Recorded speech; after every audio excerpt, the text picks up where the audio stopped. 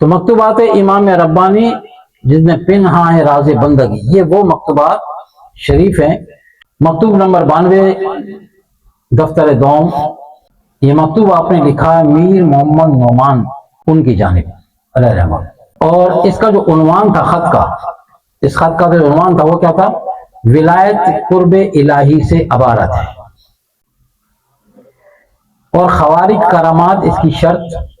نہیں ہے، اور بادشاہوں کو تعظیمی سجدہ کرنے اور اس کے مناسب بیان میں اکبر بادشاہ اپنے آپ کو سجدہ تعظیمی بھی کراتا تھا، آپ نے اس کا بھی انکار کیا کہ سجدہ صرف اللہ کے لیے۔ آج ہم بھی اس گڑھے میں گر چکے ہیں، آج اس معاشرے کے اندر محبت میں وہ سجدے کیے جا رہے ہیں، سجدہ صرف اللہ کے لیے، کوئی کتنا ہی بڑا آ جائے۔ اگر آقا علیہ السلام فرمایا کہ اگر سجدہ کرنا جائز ہوتا تو میں مرد و عورتوں کو حکم دیتا کہ وہ اپنے شوہروں کو سجدہ کریں،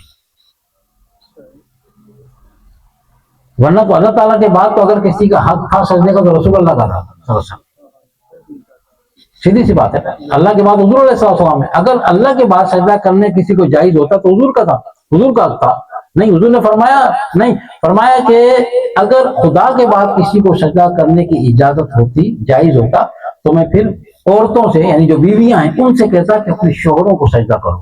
اس جملے میں آقا علیہ السلام نے گھر گرستی کو بنانے کی بات کی کہ اپنے ایک دوسرے کے حقوق کو سمجھو کہ اللہ نے اس کا حق کیا رکھا ہے، کہ حق یہ ہے، اور صرف ایسا نہیں کہ صرف عورت کو بولا، پھر مرد کو بھی کہا کہ اب تم بھی عورت کا اپنی بیوی کا حق سمجھو، دونوں کو باؤنڈ کیا اپنی اپنی جگہ۔